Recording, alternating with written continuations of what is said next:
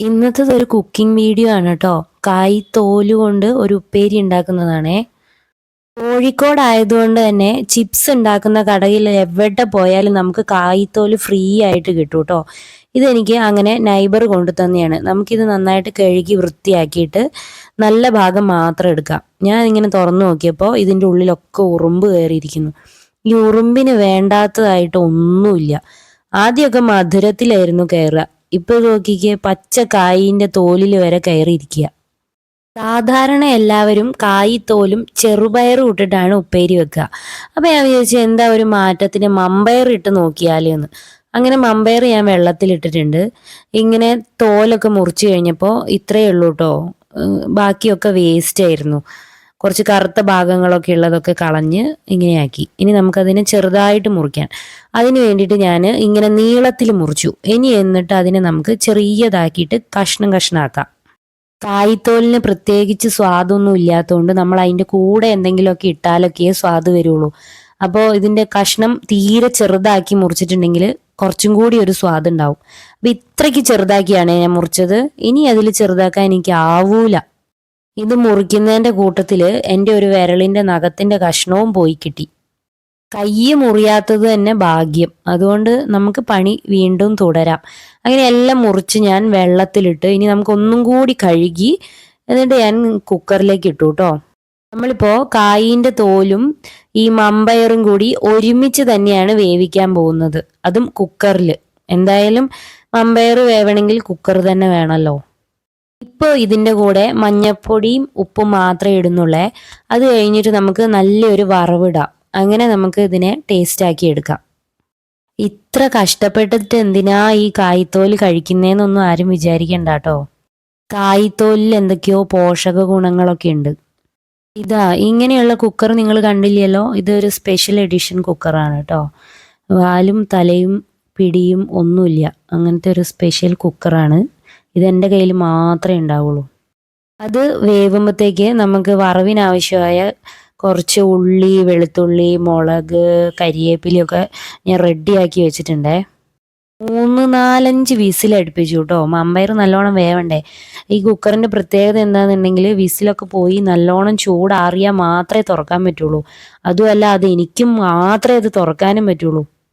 സിമ്പിളായിട്ട് കുക്കർ കൊണ്ടുപോയി പിടിയിടിക്കാനേ ഉള്ളൂ കേട്ടോ. പക്ഷേ ഈ കുക്കർ ഇവിടെ എല്ലാ ദിവസവും ഇതിനിവിടെ പണി തന്നെയാണ്. അപ്പോൾ ഇതിനെ അങ്ങോട്ട് കൊണ്ടുപോകാനുള്ള ഒരു സമയം എനിക്ക് കിട്ടുന്നില്ല. പിന്നെ വിസിലടിക്കുന്നതിനൊന്നും യാതൊരു കംപ്ലൈൻറ്റും ഇല്ല. അതുകൊണ്ടാണ് ഞാൻ ഇതിനെ ഇങ്ങനെ തന്നെ ഉപയോഗിക്കുന്നത്. കണ്ടില്ലേ, നമ്മളെ മമ്പയറൊക്കെ നല്ലോണം വെന്തിട്ടുണ്ട്. നമുക്കിനി ഇത് വറവിലേക്ക് ഒഴിക്കാം. അങ്ങനെയാണ് കേട്ടോ ചെയ്യുന്നത്. വറവ് ഇതിലേക്ക് ഒഴിക്കുകയല്ല കേട്ടോ ചെയ്യുന്നത്. മമ്പയർ കണ്ടിട്ട് വെന്തിട്ടില്ലേന്ന് എനിക്കൊരു ചെറിയ സംശയം. അപ്പോൾ ഒന്ന് പിടിച്ചമർത്തി നോക്കിയപ്പോൾ വെന്തിട്ടൊക്കെ ഉണ്ട്. നമ്മളെ മാങ്ങാ പച്ചടി ഉണ്ടാക്കുമ്പോൾ ഞാൻ പറഞ്ഞിട്ടുണ്ടായിരുന്നു ഇത് എപ്പോഴാ പൊട്ടുക എന്നറിയില്ല എന്ന്. ആ പറഞ്ഞ പോലെ തന്നെ അതിൻ്റെ ഒരു ചെവി പൊട്ടിപ്പോയി കേട്ടോ.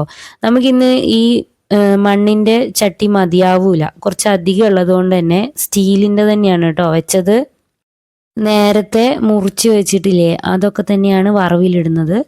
അതിൻ്റെ കൂടെ കുറച്ച് ലാസ്റ്റ് എല്ലാം ഒന്ന് വഴന്ന് കഴിയുമ്പോൾ കുറച്ച് മുളക് പൊടിയും ഇടുവേ. എന്നിട്ട് നമുക്ക് ഈ മമ്പയറും കായ്ത്തോലും ഉള്ള വെള്ളത്തോടു കൂടി തന്നെ ഈ വറവിലേക്ക് അങ്ങോട്ട് ഒഴിക്കാം.